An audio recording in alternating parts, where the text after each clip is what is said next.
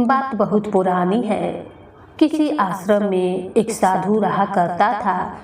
काफी सालों से वह इसी आश्रम में रहता था। अब वह काफी वृद्ध हो चला था और वह मृत्यु को निकट महसूस कर रहा था, लेकिन संतुष्ट था कि 30 साल से उसने प्रभु का सुमरन किया है। उसके खाते में ढेर सारा पुण्य जमा हो गया है, इसीलिए उसे मोक्ष मिलना तो तय ही है। एक दिन उसके ख्याल में एक स्त्री आई। स्त्री ने साधु से कहा, अपने एक दिन के पुण्य मुझे दे दो और मेरे एक दिन के पाप तुम वरण कर लो। इतना कहकर स्त्री वहां से लोप हो गई। साधु बहुत बेचैन हुआ कि इतने वर्ष तो स्त्री ख्याल में न आई। अब जब अंत नजदीक है तो स्त्री ख्याल में आने लगी है। फिर उसने ख्याल झटक दिया और प्रभु के सुमरन में बैठ गया। स्त्री फिर से ख्याल में आई। उसने फिर से कहा कि एक दिन का पुण्य मुझे दे दो और मेरा एक दिन का पाप तुम वरण कर लो।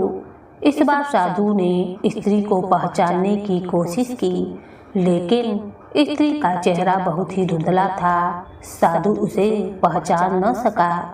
साधु अब चिंतित हो उठा कि एक दिन का पुण्य लेकर यह स्त्री क्या करेगी। हो ना हो ये स्त्री कष्ट में है, लेकिन गुरुजी ने कहा हुआ है कि आपके पुण्य ही आपकी असली पूंजी है। या किसी को कभी मत दे बैठना, और इतनी मुश्किल से पूंजियों की कमाई होती है। यह भी दे बैठे तो मोक्ष तो हो गया।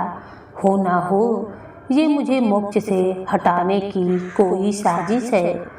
साधु ने अपने गुरु के आगे अपनी चिंता जाहिर की। गुरु ने साधु को डांटा, मेरी शिक्षा का कोई असर नहीं तुम पर। पुण्य किसी को नहीं देने होते हैं, यही आपकी असली कमाई है। साधु ने गुरुजी को सत्य वचन कहा और फिर से प्रभु सुमरन में बैठ गया।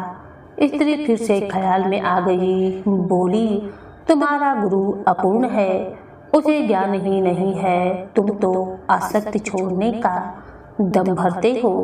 बीवी बच्चे दिन दुनिया छोड़कर तुम इस अभिमान में हो कि तुमने आसक्ति छोड़ दी है। तुमने और तुम्हारे गुरु ने तो आसक्ति को और जोर से पकड़ लिया है। किसी जरूरतमंद की मदद तक का चरित्र नहीं रहा तुम्हारे में। तो साधु बहुत ही परेशान हो गया। वह फिर से गुरु के पास गया, स्त्री की बात बतलाई। गुरु ने फिर से साधु को डांटा। गुरु पर संदेह करवाकर वह तुम्हें पाप में ढकेल रही है। साधु अब कहाँ जाए। वह वापस लौट आया और फिर से प्रभु सुमरन में बैठ गया। स्त्री फिर से ख्याल में आई। उसने फिर से कहा, इतने साल तक अध्यात्म में रहकर तुम गुलाम भी बन गए हो। इतने साल के अध्ययन में तुम्हारा स्वतंत्र मत तक नहीं बन पाया है। गुरु के सीमित ज्ञान में उलझ कर रह गए हो। मैं अब फिर कह रही हूँ, मुझे एक दिन का पुण्य दे दो और मेरा एक दिन का पाप वरण कर लो। मुझे किसी को मोक्ष दिलाना है, यही प्रभु की इच्छा है। साधु को अपनी अल्पज्ञता पर बहुत ग्लानि हुई। संत मत कहता है कि पुण्य किसी को मत दो और धर्म कहता है कि जरूरतमंद की मदद करो। यहाँ तो फंस गया।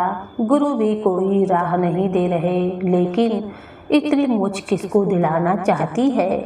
साधु को एक युक्ति सूझी, जब कोई राह न दिखे तो प्रभु से तार जोड़ लो। प्रभु से राह जानो, प्रभु से ही पूछ लो कि उसकी रजा क्या है। उसने प्रभु से उपाय पूछा। आकाशवाणी हुई। वाणी ने पूछा, पहले तो तुम ही बताओ कि तुम कौन से पुण्य पर इतरा रहे हो। साधु बोला, मैंने 30 साल प्रभु सुमरन किया है। 30 साल मैं भिक्षा पर रहा हूँ, कुछ संचय नहीं किया। त्याग को ही जीवन माना है। पत्नी बच्चे तक सबको त्याग दिया। वाणी ने कहा, तुमने 30 वर्ष कोई उपयोगी काम नहीं किया, कोई रचनात्मक काम नहीं किया, दूसरों का कमाया और बनाया हुआ खाया है। राम राम, ओम नमः शिवाय, जय माता की। जपने से पुण्य कैसे इकट्ठा होते हैं मुझे तो नहीं पता। तुम डॉलर डॉलर रुपया रुपया जपते रहो तो क्या तुम्हारा बैंक खाता भर जाएगा? तुम्हारे खाते में शून्य पुण्य है। साधु बहुत ही हैरान हुआ, बहुत ही सदमे में आ गया, लेकिन हिम्मत करके उसने प्रभु से पूछा, फिर वह स्त्री पुण्य क्यों मांग रही है? प्रभु ने कहा, क्या तुम जानते हो वह स्त्री कौन है? साधु ने कहा, नहीं जानता, लेकिन जानना चाहता हूँ। प्रभु ने कहा, वह तुम्हारी धर्म पत्नी है, तुम जिसे पाप का संसार कहकर छोड़ाए थे। कुछ पता है वह क्या करती है? साधु की आंखें फटने लगी। उसने कहा, नहीं प्रभु, उसके बारे में मैं कुछ नहीं जानता हूँ। प्रभु ने कहा, तो सुनो, जब तुम घर से चुपचाप निकल आए थे तब वह कई दिन तुम्हारे इंतजार में रोई। फिर एक दिन संचय खत्म हो गया और बच्चों की भूख ने उसे तुम्हारे गम पोंछ डालने के लिए विवश कर दिया। उसने आंसू पोंछ दिए और नौकरी के लिए जगह जगह भटकती रही। वह इतनी पढ़ी लिखी नहीं थी, तुम बीच राह में उसे छोड़कर चले गए थे। उसे काम मिल नहीं रहा था, इसीलिए उसने एक कुष्ठ आश्रम में नौकरी कर ली। वह हर रोज खुद को बीमारी से बचाती थी, उन लोगों की सेवा करती रही जिन्हें लोग वहां त्याग जाते थे। वह खुद को आज भी पापिनी कहती है कि इसलिए उसका पति उसे छोड़कर चला गया है। प्रभु ने आगे कहा, अब वह बेचैन है तुम्हें लेकर। उसे बहुत दिनों से आभास होने लगा है कि उसका पति मरने वाला है। वह यही चाहती है कि उसके पति को मोक्ष मिले, जिसके लिए वह घर से गया हुआ है। उसने बारंबार प्रभु को अर्जी लगाई कि प्रभु, मुझ पापिनी की जिंदगी काम आ जाए तो ले लो, उन्हें मोक्ष जरूर दे देना। मैंने कहा, अपना एक दिन उसे दे दो। कहती है, मेरे खाते में पुण्य कहाँ है, होते तो मैं एक पल ना लगाती, सारे पुण्य उन्हीं को दे देती। वह सिमरन नहीं करती है, वह भी यही समझती है कि सिमरन से ही पुण्य मिलते हैं। मैंने उसे नहीं बताया कि तुम्हारे पास अथाह पुण्य जमा है, पुण्य सिमरन से नहीं आता। मैंने उसे कहा कि एक साधु है, उससे एक दिन के पुण्य मांग लो, अपने एक दिन के पाप दे करके। उसने सवाल किया कि ऐसा कौन होगा जो पाप लेकर पुण्य दे देगा।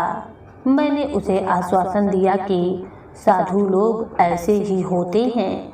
वह औरत अपने पुण्य तुम्हें दे रही थी और तुम ना जाने कैसे कौन से हिसाब किताब में पड़ गए हो। तुम तो साधु भी ठीक से नहीं बन पाए।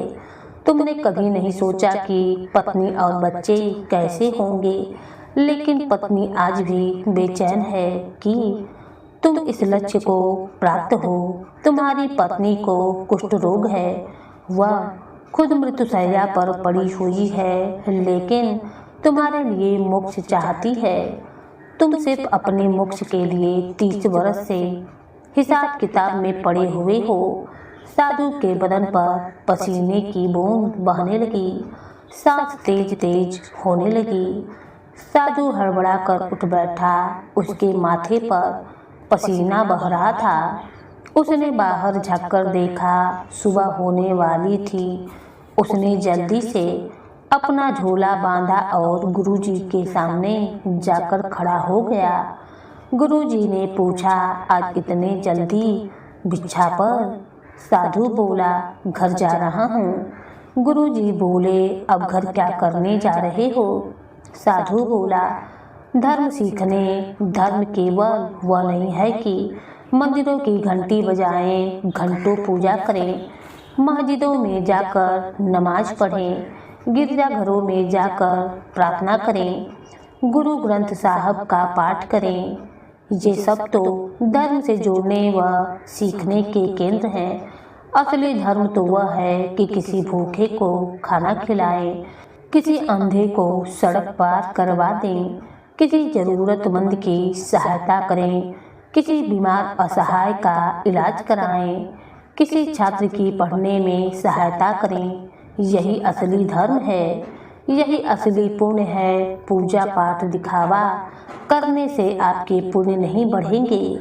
किसी की सच्ची मदद करोगे तभी आपके वास्तविक पुण्य का खाता बढ़ेगा। इतनी बातें सुनकर साधु की भी आंखें खुल गईं। वह चुपचाप अपने शिष्य की ओर देखता रहा। शिष्य वहां से उठा और अपने घर की ओर चल पड़ा। अब वह अपने पुण्य अर्जित करने के परिश्रम में सफल हो चुका था। उसकी पत्नी अपने से ज्यादा पुण्य उसको देना चाहती थी, मगर इसकी आंखें खुल गई थीं और इसने खुद अपने दम पर मोक्ष की सीढ़ी प्राप्त कर ली थी।